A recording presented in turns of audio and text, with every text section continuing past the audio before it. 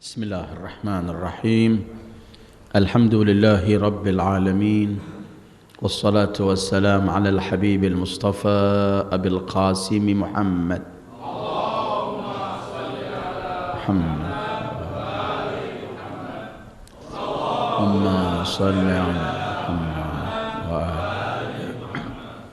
اللهم صل على وآله الطيبين الطاهرين وأصحابه المنتجبين ومن تبعه بإحسان إلى يوم الدين. اللهم بحق محمد وآل محمد عليك صل على محمد وآل محمد وارزقنا ووالدينا وأزواجنا وأولادنا وذرياتنا من بعدنا حب محمد وآل محمد. اللهم أحينا على ذلك وأمتنا على ذلك واحشرنا في زمرة من أحب محمدا وآل محمد مع محمد وآله يا كريم. أعوذ بالله من الشيطان الرجيم. وإذ ابتلى إبراهيم ربه بكلمات فأتمهن قال إني جاعلك للناس إماما قال ومن ذريتي قال لا ينال عهدي الظالمين. صدق الله العلي العظيم. أيها الإخوة, السلام عليكم ورحمة الله وبركاته. Kita mulai pengajian ini dengan selawat seperti biasanya. Allahumma salli ala nuril anwar وسر الأسرار وترياق الأغيار ومفتاح باب اليسار سيدنا محمد المختار وآله الأطهار وأصحابه الأخيار عدد نعم الله وإفضاله. Malam ini kita kembali kepada surat Al-Baqarah setelah sekian lama kita libur dengan surat Al-Baqarah ini. Malam ini kita sampai kepada ayat 124. Kira-kira 18 ayat ke depan dari ayat ini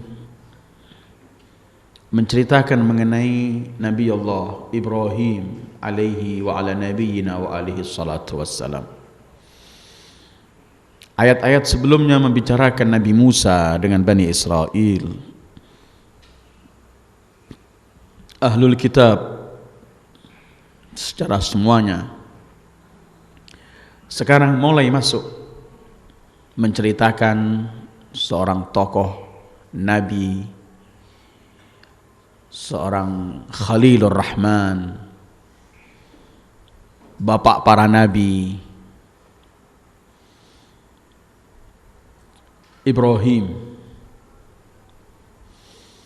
Allah akhirkan ceritanya dalam surat Baqarah ini, dalam arti Allah akhirkan sebelumnya telah menceritakan Nabi Musa, bahkan Isa disinggung.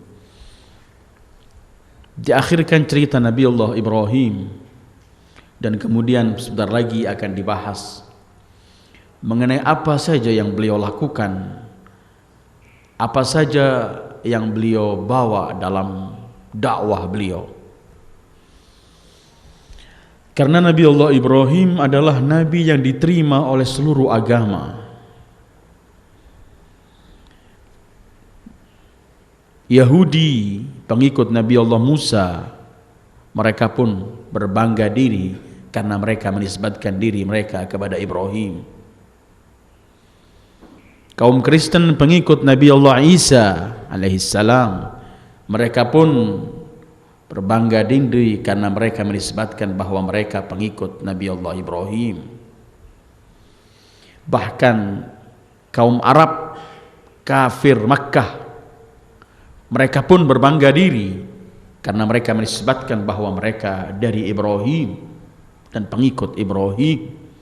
Bahkan mereka berkata bahwa kami hidup di sekeliling Ka'bah yang dibangun oleh Ibrahim. Beliau menjadi rebutan para pengikut agama. Tetapi Nabi Allah Ibrahim adalah bapak Sayyidil Wujud Muhammad sallallahu alaihi wa alihi. Maka orang yang paling dekat dengan Nabi Ibrahim adalah beliau sallallahu alaihi wa alihi. Ibrahim adalah yang menamakan muslimin dengan nama muslimin. Huwa sammakumul muslimin. Karena itu kemudian Allah ketika akan membicarakan perubahan Ka'bah dari Baitul Maqdis, perubahan kiblat dari Baitul Maqdis ke Ka'bah. Ketika Allah akan membicarakan bagaimana Ka'bah dibina oleh Ibrahim dan Ismail. Ketika Allah akan membicarakan mengenai rukun haji dan manasik haji yang dilakukan oleh Ibrahim. Sebelum semua itu, Allah dahului pembukaan cerita mengenai Ibrahim dengan cobaan, ujian demi ujian yang Allah berikan kepada Ibrahim. Jadi kira-kira hampir 18 ayat dari ayat ini semua akan membicarakan mengenai perubahan kiblat, mengenai pembangunan Ka'bah, dan semua itu dimulai dengan Nabi Allah Ibrahim karena ada 3 hal. Allah ceritakan pertama mengenai Nabi Allah Ibrahim pertama sebagai muqaddimah, pendahuluan mengenai perubahan kiblat yang akan terjadi sebentar lagi dalam ayat-ayat yang kita baca. Agar kemudian seluruh orang yang ada di zaman itu yang masih menamakan diri mereka ahlul kitab, yaitu al-Yahud dan Nasara, yang sementara saat itu mereka berkiblat ke Baitul Maqdis dan mengejek kaum muslimin karena kaum muslimin juga masih berkiblat ke Baitul Maqdis. Allah sebutkan dulu mengenai Nabi Ibrahim agar mereka, Nabi yang kalian banggakan, kalian menisbatkan diri kalian kepada Ibrahim, ketahuilah bahwa ia pembina Ka'bah, ia yang membangun Ka'bah. Maka apabila kaum muslimin sesaat lagi pindah ke Ka'bah, maka muslimin bukan berseberangan dengan Ibrahim, justru musliminlah yang mengikuti Nabi Allah Ibrahim. Kedua, Allah untuk menjelaskan bahwa sebenarnya Ka'bah itu adalah pusat tauhid yang sebenarnya, markas sentral tauhid yang dibangun oleh Nabi Ibrahim atas perintah Allah. Ka'bah itu jauh dari kotoran-kotoran yang dinisbatkan dan yang diletakkan oleh tangan-tangan jahil, sehingga Ka'bah penuh dengan berhala. Sementara hakikat Ka'bah sebenarnya yang dibangun Ibrahim, tempat kiblat yang suci dan tidak memiliki berhala. Kedua,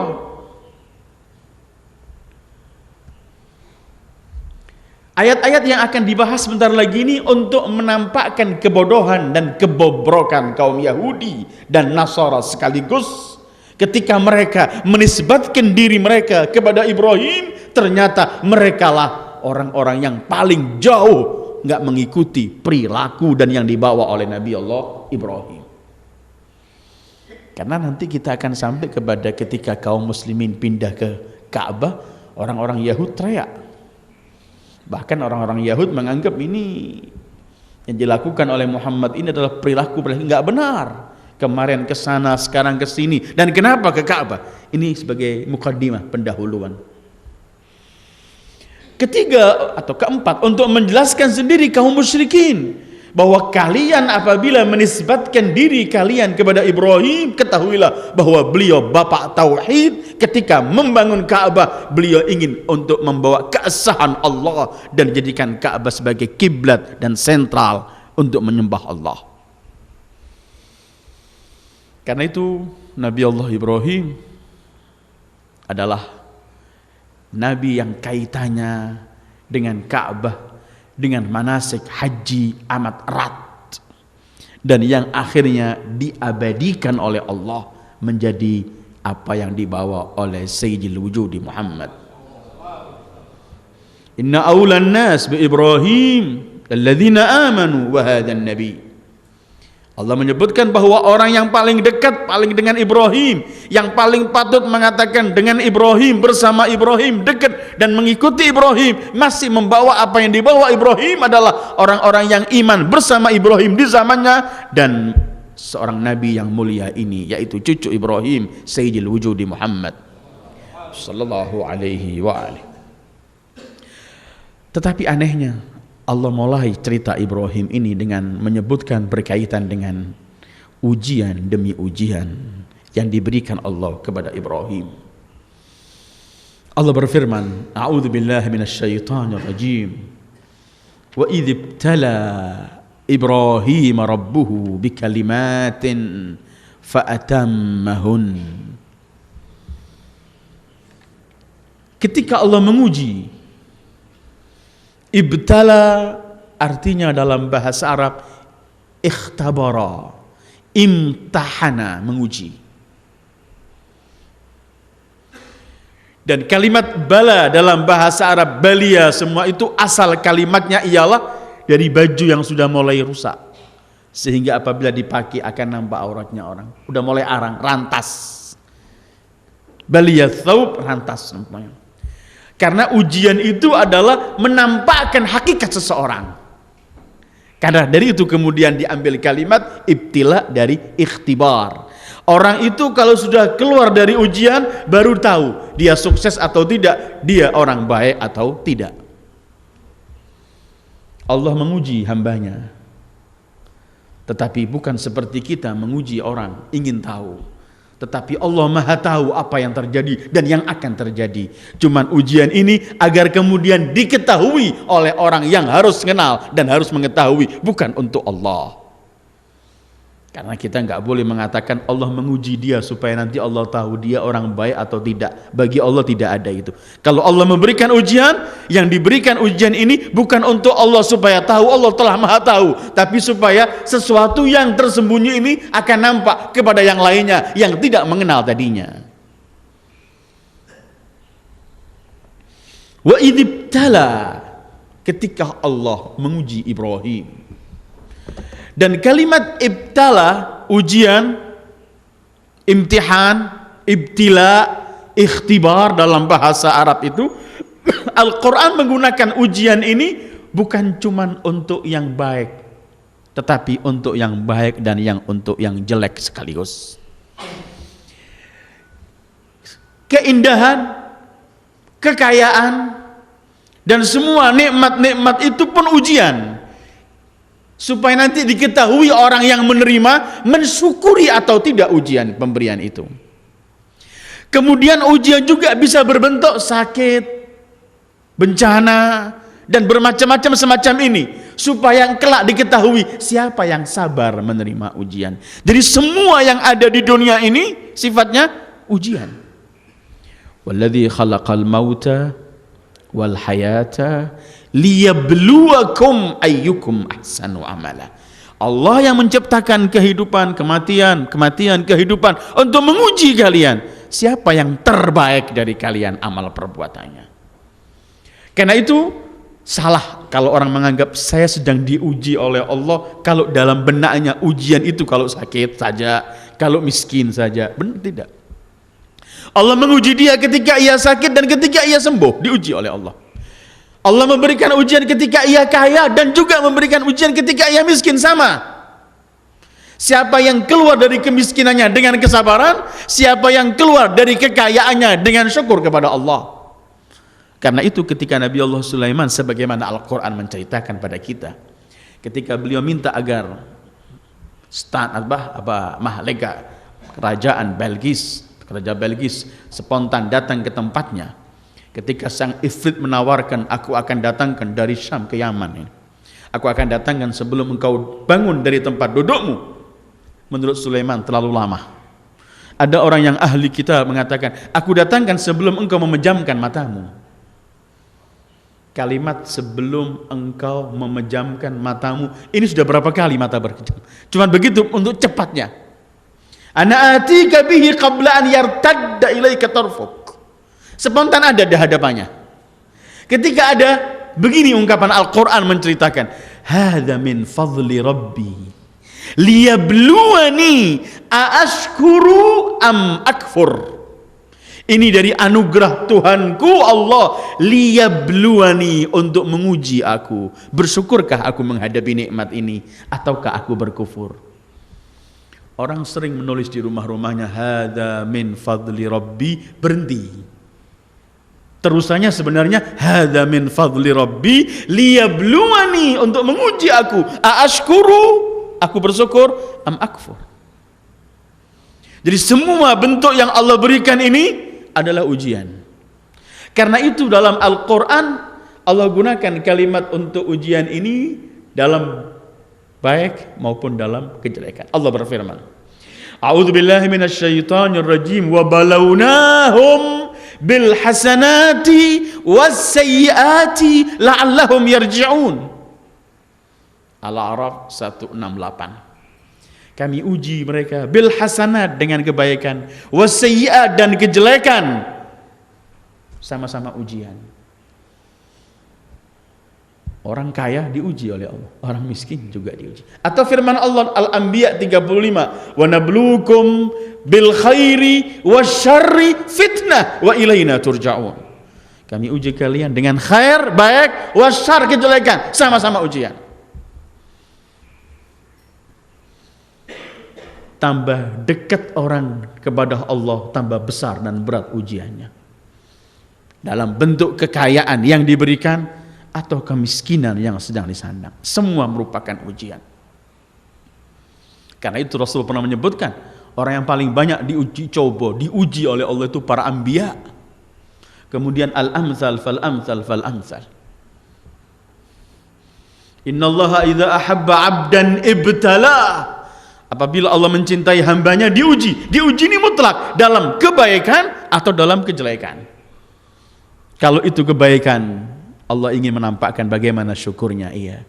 Kalau itu kejelekan, Allah ingin menampakkan agar ia nampak bagaimana sabarnya menghadapi kejelekan itu. Allah dahului cerita Nabi Allah Ibrahim, bapak para nabi, pahlawan tauhid, dengan urusan ujian. Supaya yang mengaku mengikuti Nabi Allah Ibrahim, dari Yahudinya, dari Kristennya, dari musyriki Arabnya, dari muslimin pengikut Sayyidil Wujudnya sallallahu alaihi wa alihi, bahwa menjadi manusia besar itu gak lepas dari ujian, pasti akan melewati ujian demi ujian. Karena itu kemudian ketika ingin masuk cerita Nabi Allah Ibrahim, dimulai menceritakan mengenai ujian demi ujian yang Allah berikan kepada Nabi Allah Ibrahim. Ibrahim besar ujiannya dan selalu sukses. Sehingga dalam ayat Al-Quran ketika Allah memuji Ibrahim, Allah menyebutkan Ibrahim alladzi waffa. Artinya wafah, dia melaksanakan, menunaikan dengan sempurna semua ujian Allah, dilewati dengan sempurna. Ibrahim harus berdiri sendiri melawan musuh-musuh tauhid dan menghadapi semua mereka. Raja yang paling zalim pun dihadapi. Dia harus pergi dari satu tempat ke satu tempat lain, berdebat, menyampaikan argumen demi argumen mengenai keasahan Allah, sebagaimana Allah berfirman, wa tilka hujjatuna atainaha Ibrahim.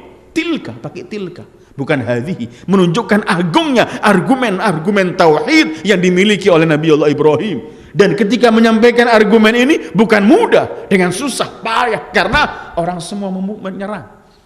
Sendiri Ibrahim. Sehingga Al-Quran menyebutkan Ibrahim seorang diri disebut ummah oleh Allah. Ibrahim satu, tapi oleh Allah disebut ummatan, sebagai seorang umat. Power yang ia miliki, walaupun seorang, ia dihitung oleh Allah sebagaimana satu umat tersendiri.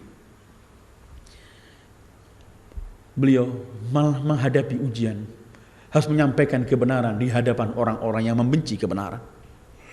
Akhirnya beliau harus juga masuk ke api, ujian, tapi beliau lolos dan sabar menghadapi api. Bahkan semua jasa para malaikat beliau tolak, cukup ia mengetahui halku, lolos. Ibrahim harus meninggalkan kotanya, hijrah ke tempat lain, sabar. Ibrahim bertahun-tahun minta anak, nggak diberi oleh Allah, sudah tua, dapat anak.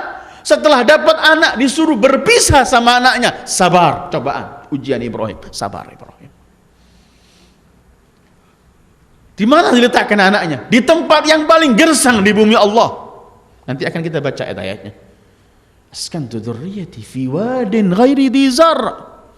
Aku tempatkan anakku, istriku, keturunanku di tempat yang gersang, tidak ada tumbuh-tumbuhan. Tapi Ibrahim sabar melewati. Ini cobaan, ujian Ibrahim. Harus berpisah, ditinggalkan anak dan istrinya tempat yang gersang.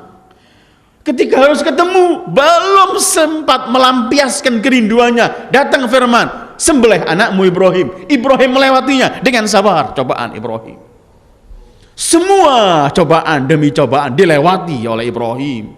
Karena itu Ibrahim alladzi waffa, kata Allah. Ibrahim yang setia. Karena itu sebentar lagi Ibrahim setelah melewati dan mampu dan sabar dan sukses melewati semua ujian, cobaan demi cobaan, sebentar lagi beliau akan dapat titel besar ya dari Allah. Khalilur Rahman, kekasih Allah. Apa artinya kekasih Allah? Artinya Ibrahim sudah tidak ada memiliki sesuatu yang dimiliki cuma untuk kekasihnya. Karena itu disuruh apapun, kalau itu perintah kekasihnya, anak, istri, masuk api, masuk apa-apa, nggak masalah kalau ini selagi perintah kekasih. Karena itu akhirnya dia harus mendapatkan titel kekasih Allah, Khalilur Rahman.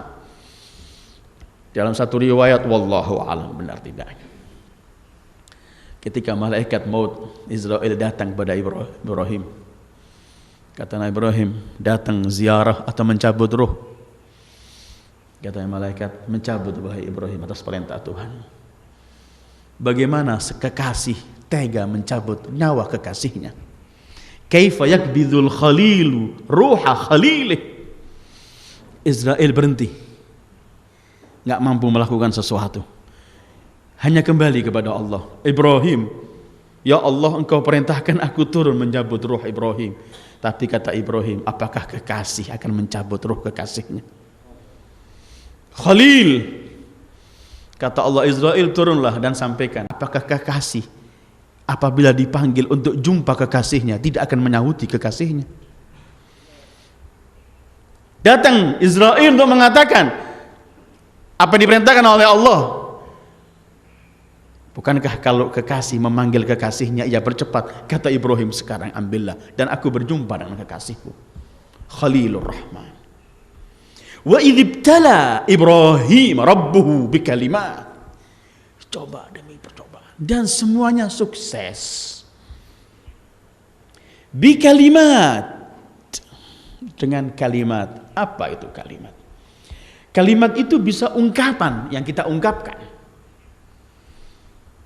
Tetapi kalimat itu adalah kata-kata yang kita ungkapkan dengan lisan, dan kalimat itu juga adalah arti dari kata-kata yang kita ungkapkan juga kalimat dalam Al-Quran. Bahkan ada hal-hal yang bukan di luar kata-kata, tapi arti dari kata-kata termasuk kalimat dalam Al-Quran. Dan apabila kalimat itu kalimatullah, maka itu adalah keinginan Allah, iradatullah, seperti pernah kita bahas ketika kita sampai pada firman Allah, kun fayakun. Tidak harus ungkapan kata-kata, tetapi keinginan Allah, itulah ketentuan Allah dan terjadi tanpa harus mengucapkan kata-kata. Para mufassirin menyebutkan kalimat di sini adalah kewajiban demi kewajiban, perintah demi perintah yang Allah berikan kepada Ibrahim yang harus beliau lakukan. Termasuk perintah berdakwah, perintah menghadapi Namrud, perintah meninggalkan anak dan istrinya tempat gersang, perintah menyembelih anaknya, dan semua perintah itu adalah kalimat.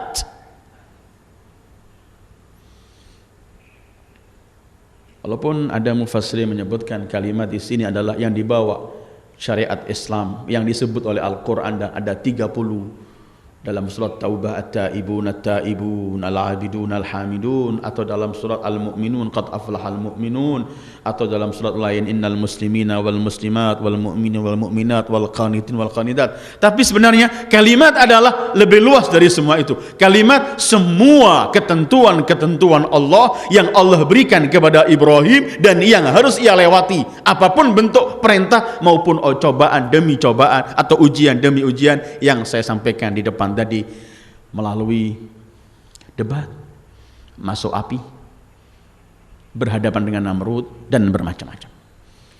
Wa idibtala Ibrahim rabbuhu bikalimat. Allah menguji Nabi Allah Ibrahim dengan bermacam-macam ujian dan Ibrahim sukses melewatinya. Sebenarnya apabila orang meyakini kalau ia adalah makhluk Allah, kemudian Allah penciptanya adalah sangat mencintainya, kemudian Allah penciptanya adalah Arhamur Rahimin, Maha Rahman dan Kasih, apabila orang meyakini hal semacam ini, maka dia tidak pernah akan berubah apapun keadaannya, saat memiliki, saat gak memiliki, saat sehat, saat sakit, saat kaya, saat miskin, saat dalam kesulitan, saat dalam kemudahan. Selagi ia yakin bahwa ini dari Allah, maka dia senang. Selesai, urusannya selesai. Karena itu minggu lalu saya katakan, orang yang kenal Allah mustahil akan stres. Yang tidak kenal Allah sajalah yang akan stres. Selagi ini Nabi Allah Ibrahim kan cuman pandangannya begini, hei Ibrahim, sembelih anakmu. Ya. Nggak pakai tanya, kenapa? Karena yakin yang menyuruh Allah kekasihnya, dan Allah nggak pernah akan mensia-siakan dia. Ibrahim, tinggalkan anakmu yang masih bayi di tempat yang paling gersang. Oke, saya tinggalkan. Karena apa? Yang menyuruh Allah. Gitu. Sudah tidak ada tawar-menawar. Tambah orang ini dekat kepada Allah, tambah ia memiliki ketentraman dalam kehidupannya. Dia nggak merasa ada problem, karena selagi dalam pengetahuan Allah. Ya Allah, kita masih di hari-hari Muharram, ketika Imam Husain melemparkan darah yang muncrat dari leher mungil dari anak kecil yang beliau gendong itu, beliau lemparkan darah ini ke atas, beliau cuma berkata, hawwana alai annahu bi'ainillah. Ini murah bagiku, selama ini adalah dalam pandangan Allah. Selagi ini perintah Allah dan menegakkan kalimat Allah, nggak ada arti. Ini yang dimiliki oleh Ibrahim. Karena itu kemudian semua yang berkaitan dengan Ibrahim, kekasih Allah ini, diabadikan oleh Allah. Nanti kita akan masuk dalam manasik haji, bagaimana arti manasik haji dan bagaimana peran Ibrahim dalam haji tersebut. Wa idzibtala Ibrahim rabbuh. Allah. Di sini Allah enggak menggunakan kalimat wa idzibtala Ibrahim Allah, la, menggunakan kalimat rabbuh.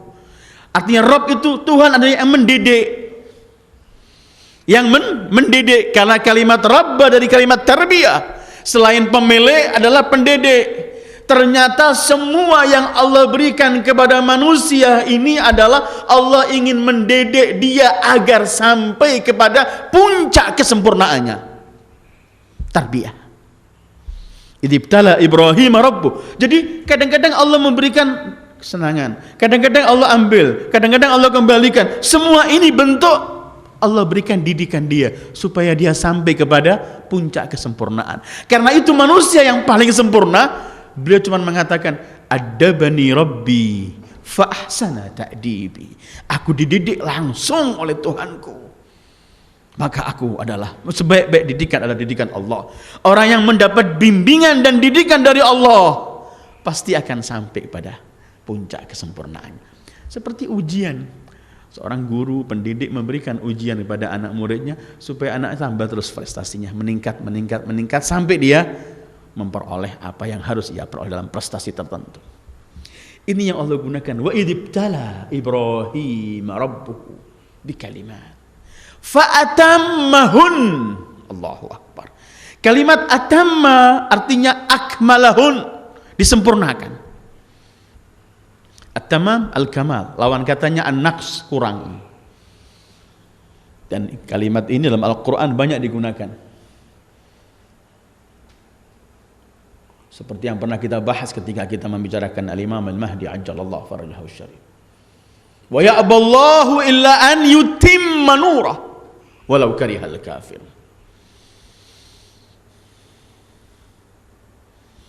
Walladzi arsala rasulahu bil huda wa dinil haq liyudhhirahu 'ala dini kulli.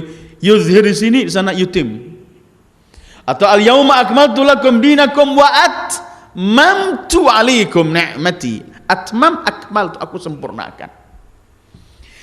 Di sini Allah menguji Ibrahim dengan bermacam-macam ujian dengan kalimat yang saya sebut tadi. Arti kalimat itu fa'atammahun. Ada dua arti. Kalau dhamirnya kembali kepada Ibrahim, fa'atammahun, artinya Ibrahim melewati, melaksanakan semua ujian-ujian itu dengan sempurna, kamil, nggak ada yang kurang. Sebagaimana Allah berfirman, Ibrahim alladzi Ibrahim yang telah melaksanakan semuanya dengan sempurna. Kalau kembalinya kepada Allah, fa'atammahun, artinya Allah menguji Ibrahim, tapi juga Allah membimbing Ibrahim agar keluar dari ujian ini dengan sempurna. Karena memang, dan kalau saya yakini ini mempunyai dua artinya adalah saling berhubungan. Gak ada kesempurnaan yang kita raih kecuali adalah juga merupakan bimbingan dari Allah. Kita nggak bisa sholat kalau nggak dapat bimbingan dari Allah. Imam Ali pernah menyebutkan yang paling mahal turun dari langit atau dari atas itu adalah taufik, bimbingan, hidayah, petunjuk. Dan yang paling mahal naik dari bawah ke atas adalah ikhlas. Ketika kita beramal ikhlas, taufik. Karena itu kita selalu kalau habis pengajian kita selalu doa, Allahumma rzuqna taufiqat ta'ah. Tanpa ada bimbingan dari Allah kita nggak bisa mampu melaksanakan. Kalau bimbingan itu mulai seret datangnya, kita koreksi diri kita, ada penyakit apa kok nggak datang bimbingan ini dari kita. Jangan nyalakan Allah. Kita kan sering dapat hadis pahalanya salawat, pahalanya baca kul huwallahu ahad. Ketika mendengarkan semangat baca, besok lupa lagi, adem lagi. Kenapa nggak datang taufik ini? Ada sesuatu yang nggak benar sini. Fa'atammahun. Allah sempurnakan ketika Allah membimbing Ibrahim agar mampu melaksanakan dengan sempurna. Dan manusia seperti Ibrahim salamullahi alaih pasti selalu mendapat curahan bimbingan dari Allah. Kenapa? Karena beliau selalu menyerahkan dirinya kepada Allah. Dan mustahil orang yang menyerahkan kepadanya kemudian Allah nggak membimbingnya. Mustahil. Nanti akan kita baca ketika Nabi Ibrahim dikatakan aslim, pasrahkan dirimu wahai Ibrahim. Ibrahim cuma berkata aslamtu lillah rabbil alamin, aku pasrah pada Allah. Allah kan berfirman dalam ayat lain, walladzina jahadu fina lanahdiyannahum subulana. Orang yang berusaha untuk kita, untuk sampai pada kita, pasti kami akan berikan petunjuk demi petunjuk. Usaha. Kalau orang lari ya nggak dapat, tapi kalau orang usaha, Allah Maha Mulia, masa ada orang mau datang kepadanya Allah nggak memberikan kemudahan baginya. Tapi kalau orang lari, diajak lari, ini akhirnya Allah beri sanksi, nggak bakal datang. Fi qulubihim maradun, yang terjadi fazadahum maradun, ditambah sakit, jauh. Fa'atammahun, sempurnakan. Ini pun satu isyarat. Jangan pernah kita melakukan sesuatu yang nanggung. Kalau sesuatu itu bisa kita laksanakan dengan sempurna, kenapa kita nggak melakukan dengan sempurna? Orang yang paling keji itu adalah yang mampu melakukan sesuatu dengan sempurna, tapi ia tidak lakukan dengan sempurna. Lain, ada orang nggak bisa melakukan dengan sempurna, maka ia melakukan dengan apa adanya. Itu la yukallifullahu nafsan illa ma ataha. Tapi ada orang mampu dan sangat mampu, Allah berikan kemampuan untuk mampu melaksanakan dengan sempurna, tapi dia asal melakukan, nggak melakukan dengan sempurna. Ini orang yang paling keji. Karena itu kemudian Sayyidul Wujud sallallahu alaihi wa alihi beliau bersabda, innallaha yuhibbu idza amila ahadukum amalan an yutqinahu. Allah senang kalau salah seorang dari kalian melakukan sesuatu, melakukannya dengan sempurna, nggak nanggung. Wa idibtala Ibrahim rabbuhu bikalimatin fa'atammahun. Ibrahim sukses. Nabi Allah Ibrahim alaihissalam sukses, bukan cuma sukses tapi dengan sempurna. Melewati ujian demi ujian ini sukses dengan sempurna. Jadi kalau orang ujian itu bukan cuma dapat nilai, tapi nilai yang paling tinggi sudah. Nilainya Ibrahim nilai yang paling tinggi di hadapan Allah. Karena itu kemudian Ibrahim sangat layak untuk menjadi Khalilur Rahman, kekasih Allah. Ibrahim sangat layak kemudian oleh Allah diberikan, dikenang namanya sepanjang kehidupan. Gak ada yang melupakan. Kalau kita pergi haji, kita lihat semua ini gerakan Ibrahim, semua. Dan Ibrahim memperoleh itu karena Ibrahim gak pernah lihat dirinya ada di hadapan Allah, dan tidak ada yang dicintai kecuali Allah. Siap pisah dengan istri, siap pisah dengan anak, siap pisah dengan keluarga dan rumahnya, siap masuk api Namrud, siap semuanya. Yang penting ini perintah kekasih. Itu Ibrahim sallallahu alaihi. Wa idibtala Ibrahim rabbuhu bikalimatin fa'atammahum. Setelah semua ini baru Allah akan memberikan dia satu piagam yang besar, satu piala besar, satu penghargaan yang besar, yaitu ketika Allah berfirman, qala inni ja'iluka linnasi imama. Sekarang Ibrahim setelah sukses dan sempurna melewati semua cobaan demi cobaan, sekarang aku ingin jadikan kamu di masa akan datang. Kalimat ja'il itu mustakbal, bukan ja'altu, akan ku jadikan. Kamu akan ku jadikan, akan ku pilih, akan ku lantik untuk seluruh manusia sebagai imam. Beliau menjadi imam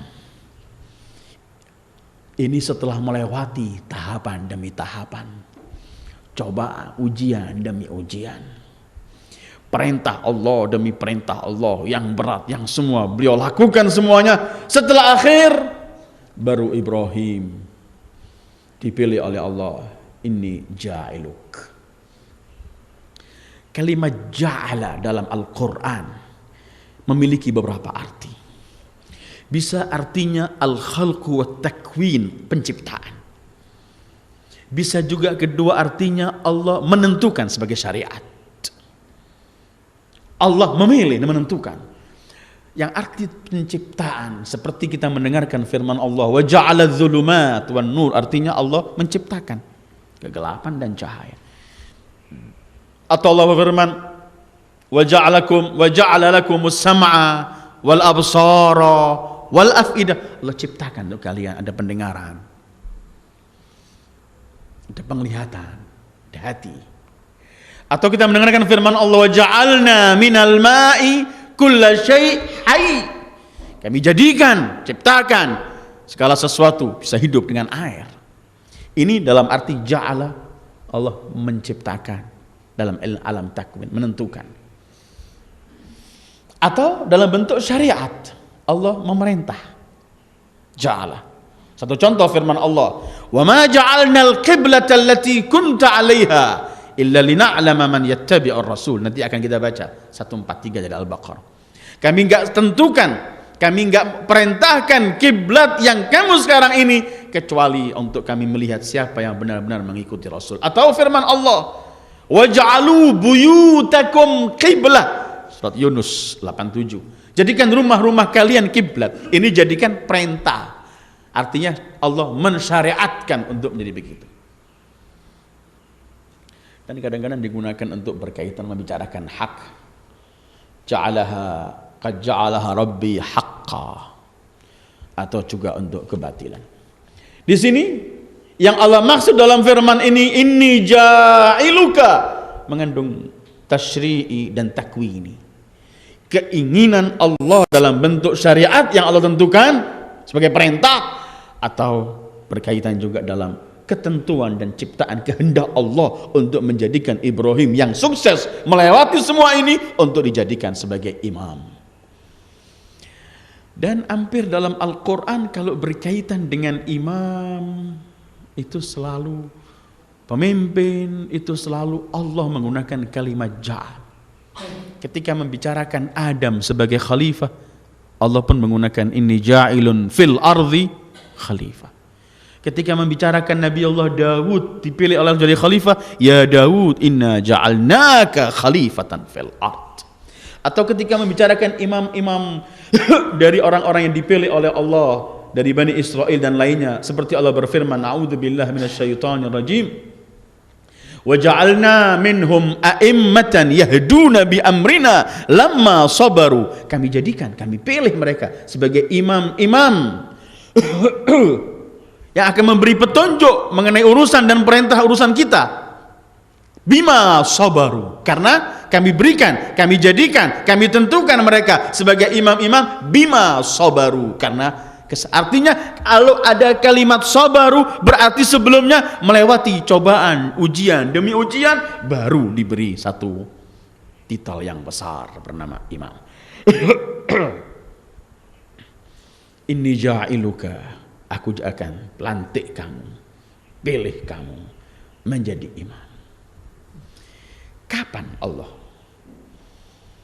Allah berikan satu pemberian yang besar kepada Ibrahim sehingga dilantik menjadi imam? Di akhir hayat beliau, setelah melewati bermacam-macam cobaan demi cobaan, selamat, di akhir baru dipilih. Setelah harus dakwah menghadapi Namrud, sampai harus menghadapi api Namrud, harus berpisah dengan anaknya, harus meninggalkan kotanya, harus meninggalkan anaknya di tempat yang gersang, harus menyembelih anaknya, harus semua selesai, sabar, sukses, baru ini ja'iluka linnasi imama. Sekarang aku lantik engkau sebagai imam. Bukankah beliau sudah nabi? Bukankah beliau sudah rasul? Tapi kenapa kemudian ada lantikan yang lebih mahal dari semua itu, imam? Bukan semua nabi imam, dan bukan semua nabi, bukan semua nabi rasul, dan bukan semua rasul imam. Tapi ada para anbiya, mereka nabi, mereka rasul, mereka imam, termasuk Ibrahim, dan yang terdepan nabi, rasul, dan imamul anbiya adalah sayyidil wujud Muhammad sallallahu alaihi wa alihi. Kalau melihat dari ayat-ayat Al-Quran dan dari permohonan Nabi Ibrahim, sebelum saya sebutkan kapan, saya akan teruskan dulu ayat ini. Ketika Allah berfirman akan memberikan satu pemberian yang besar pada Ibrahim, inni ja'iluka linnasi imama. Imam itu ialah orang yang akan diikuti, menjadi panutan, yang akan diikuti oleh orang, itu namanya imam. Imam itu bisa bentuknya samit, kitab samawi, kitab yang dari Allah. Bisa bentuknya natik, yang bisa berbicara, manusia ilahi, rabbani, manusia yang dipilih oleh Allah, itu imam. Karena ada juga dalam Al-Quran disebut imam tapi kitab. Satu contoh, Allah berfirman dalam surat Hud, a'udzubillahi minasyaitonir rajim, wa min qablihi kitabu Musa imaman wa rahmah. Allah sebutkan Taurat sebagai imam, karena akan dijadikan panutan dan ikutan Taurat itu. Atau kita mendengarkan firman Allah dalam surat Yasin, wa kullu syai'in ahsaynahu fi imamin mubin. Imam, kitab. Ada kitab berbentuk imam, berbentuk panutan yang diikuti. Ada berbentuk kitab yang turun dari Allah. Ada berbentuk manusia yang dipilih oleh Allah. Seperti Allah berfirman, wa ja'alna minhum a'immatan yahduna bi amrina lamma sabaru. Supaya kita enggak kelahi kalau urusan orang talqin, ada yang menyebut imamnya Quran, imamnya para imam. Jangan kelahi, yang menafsirkan imam Al-Quran biar, yang menafsirkan imam para imam biar. Jadi kita santai sebagai ikhwan muslimin, sebagai sesama kaum muslimin. Dua-duanya ada dalilnya, biarkan saja. Inni ja'iluka linnasi imama. Aku pilih, aku lantik engkau wa Ibrahim yang telah sukses semuanya. Aku akan berikan kamu dan aku akan jadikan kamu sebagai imam linnas, untuk seluruh manusia. Jadi imamah itu tugasnya adalah akan membawa satu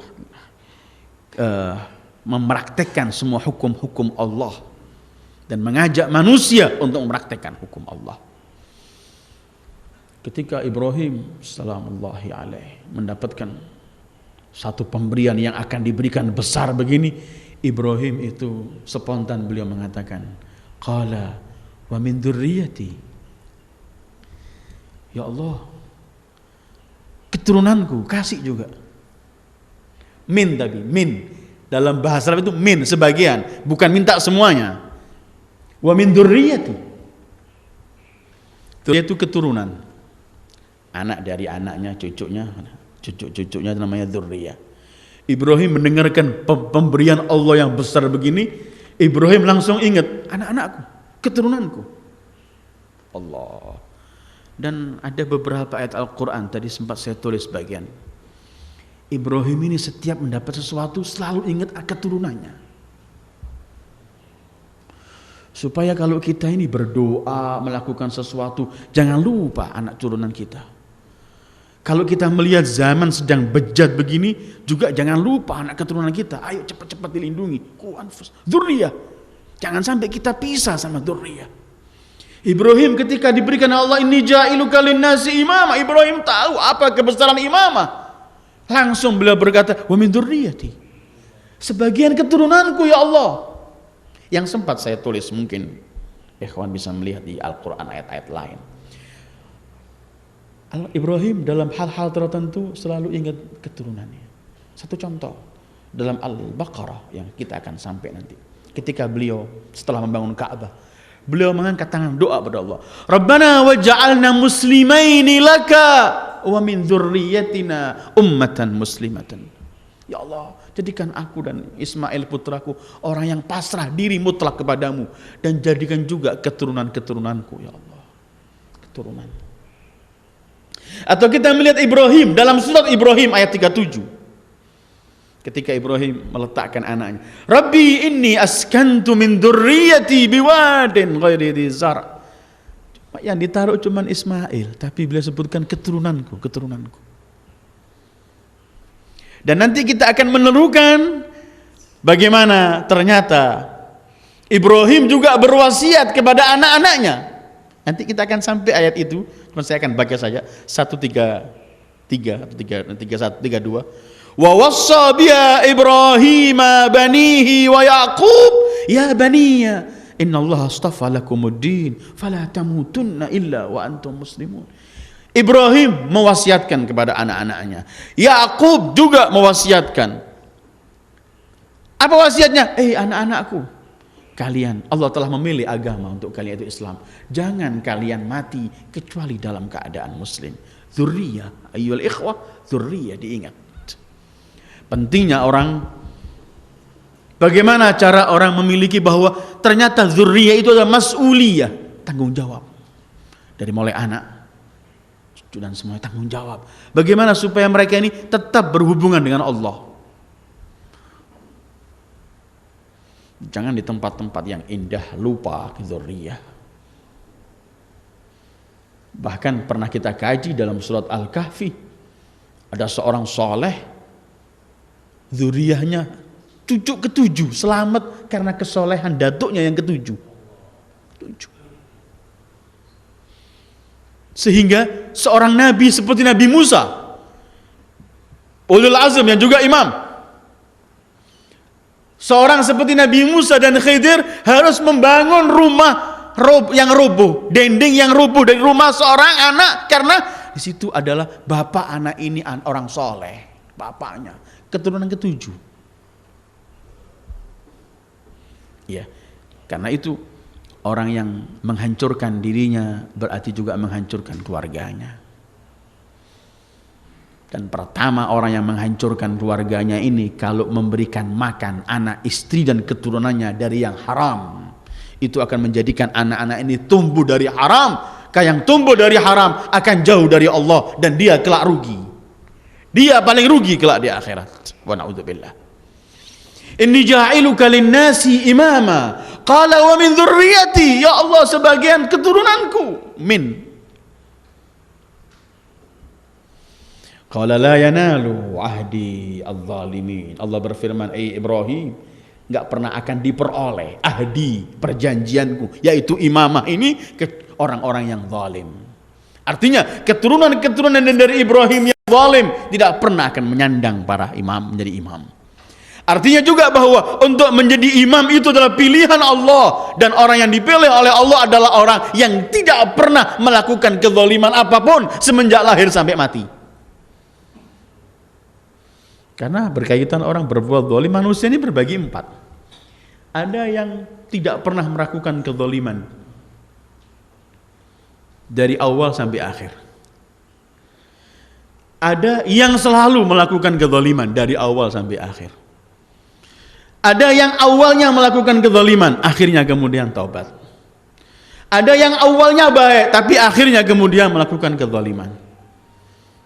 Yang dipilih oleh Allah bahwa ahdi perjanjianku, dan Allah sebutkan sebagai perjanjian imamah karena besarnya arti imamah. Ahdi tidak pernah akan diperoleh orang yang zalim. Yang disebut zalim itu yang pernah melakukan kezaliman sekecil apapun dan kapanpun, walaupun sudah diampuni oleh Allah kezaliman itu, tapi pernah melakukan kezaliman, dia nggak akan menyandang imamah sama sekali.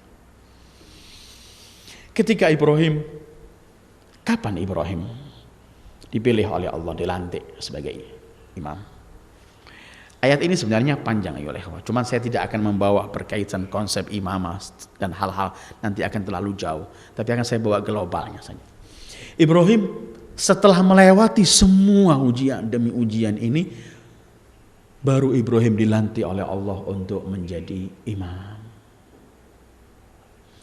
Kalau kita melihat dari ayat yang sedang kita baca ini, menunjukkan bahwa Nabi Ibrahim sudah punya keturunan ketika dilantik oleh Allah untuk dijadikan imam. Karena itu spontan berkata, wa min dzurriyyati. Kalau dia belum punya anak, dia nggak bakal minta kepada Allah sesuatu yang dia belum memiliki. Paling permintaannya ada kalimat, kalau nanti kamu berikan aku turunan, jadikan juga sebagian turunanku. Kalimat wa min dzurriyyati menunjukkan bahwa Ibrahim sudah memiliki anak. Kapan Ibrahim memiliki anak? Setelah usianya lanjut. Bahkan setelah usia lanjut, sudah lama nggak punya anak. Bahkan akan saya bacakan beberapa ayat, dia dan istrinya ketika para malaikat datang memberi kabar gembira bahwa ia akan punya anak, seakan-akan Ibrahim sudah nggak percaya. Apalagi istrinya teriak, aku sudah tua begini. Menunjukkan bahwa Ibrahim ini ketika dilantik menjadi imam, dia telah dalam akhir-akhir kehidupan beliau telah menjadi nabi dan telah melewati bermacam-macam. Satu contoh, dalam surat Hijr Allah ceritakan begini. Ringkasnya, para malaikat datang. Tugas para malaikat berkaitan urusan Nabi Allah Lut, dan juga kemudian memberi kabar gembira bahwa kamu akan memiliki keturunan. Ketika malaikat itu datang membawa berita ini, Allah menceritakan Ibrahim teriak, qala abasyartumuni ala ammassaniyal kibar fabima tubashirun. Apakah kalian akan membawa kabar gembira aku punya turunan setelah usia semacam ini? Kabar gembira apa yang kalian bawa? Qala basyarnaka bil haqq fala takun minal qanitin. Kami berikan kabar gembira dengan sebenarnya, kamu jangan menjadi orang yang putus asa, wahai Ibrahim. Artinya seakan-akan Ibrahim ketika sudah umur tua baru akan memiliki anak. Bahkan istrinya, dalam surat Hud Allah ceritakan, istrinya pun dalam cerita yang panjang, ketika para malaikat itu memberikan kabar kepada Ibrahim, istrinya teriak, qalat ya wailata a'alidu wa ana ajuzun wa hadha ba'li shaykha inna hadha la syai'un ajib. Aduh, apakah aku akan memiliki anak? Aku sudah tua. Wa hadha ba'li, suamiku ini sudah tua Ibrahim. Ini sesuatu yang mengherankan. Inna hadha la syai'un ajib. Tetapi Ibrahim ketika mengatakan wa dzurriyyati, berarti sudah punya ini. Sudah punya keturunan, sudah memiliki Ismail, berarti sudah memiliki Ishak. Karena Ibrahim juga pernah menyebutkan di hadapan Allah ketika berterima kasih kepada Allah sudah diberi oleh Allah Ishak dan Ibrahim, ketika Allah berfirman a'udzubillahi minasyaitonir rajim, Ibrahim 39, alhamdulillahilladzi wahabali 'alal kibar Ismail wa Ishaq inna rabbi lasami'ud du'a. Bahkan Allah lantik Ibrahim sebagai inni ja'iluka linnasi imama setelah melewati ujian demi ujian, termasuk ujian itu ialah perintah untuk menyembelih Ismail. Ismail sudah ada. Karena Al-Quran ketika membicarakan Allah memerintahkan Ibrahim menyembelih Ismail, Allah sebutkan bahwa perintah ini termasuk bala'un mubin, cobaan yang besar. Allah berfirman, A'udzubillahi minasyaitonir rajim, ketika Allah berfirman, ya bunayya inni ara fil manami anni adbahuk, sampai Allah laksanakan, Ibrahim laksanakan, Allah teruskan, inna hadza lahuwal bala'ul mubin. Di awal ayat, wa idzibtala Ibrahim, dan penyembelihan anak, inna hadza lahuwal bala'ul mubin, artinya setelah Ibrahim melewati perintah untuk menyembelih putranya dan semua, setelah semua ini dilakukan, baru Ibrahim dilantik, inni ja'iluka linnasi imama, aku pilih engkau wahai Ibrahim untuk menjadi sebagai imam. Dan seingat saya pernah ada satu ceramah khusus untuk Nabi Allah Ibrahim, bisa dilihat dalam CD-nya, dan waktu itu juga saya bawakan riwayat dari Imam Ja'far yang membenarkan apa yang kita baca dari Al-Quran tadi, bahwa Ibrahim telah melewati semua ini baru jadi imam. Saya akan bacakan ketika Al-Imam As-Sadiq meriwayatkan begini, Inna Allah Azza wa Jalla ittakhadha Ibrahim abdan qabla an yattakhidhahu nabiyya, wa inna Allah ittakhadhahu nabiyyan qabla an yattakhidhahu rasula, wa inna Allah ittakhadhahu rasulan qabla an yattakhidhahu khalila, wa inna Allah ittakhadhahu khalilan qabla an yattakhidhahu imama, falamma jama'a lahu al-ashya qala inni ja'iluka lin-nasi imama, qala alaihi salam famin 'azamiha fi 'aini Ibrahim qala wa min dhurriyyati qala la yanalu 'ahdi adh-dhalimin qala la yakunu as-safihu imam at-taqi. Imam Shadiq berkata, Allah memilih Ibrahim sebagai hambanya sebelum memilih sebagai nabi. Kemudian Allah memilih Ibrahim sebagai nabinya sebelum Ibrahim sebagai rasul. Kemudian Allah memilih Ibrahim sebagai rasul sebelum Allah memilih Ibrahim sebagai khalilnya, kekasihnya. Kemudian Allah memilih Ibrahim sebagai khalilnya sebelum Allah memilih Ibrahim sebagai imam. Setelah terkumpul kepada Ibrahim semua kemuliaan itu, baru Allah berfirman, inni ja'iluka linnasi imama, sekarang aku lantik, aku akan jadikan kamu imam. Kemudian Imam Ja'far meneruskan, karena besarnya arti imam di pandangan Ibrahim, spontan Ibrahim berkata, wa min dzurriyyati, ya Allah, anakku juga sebagian keturunanku kasih. Qala la yanalu ahdi zalimin, tapi jawaban Allah, tidak kuberikan, tidak akan memperoleh satu penghargaan imamah ini kepada orang-orang yang zalim.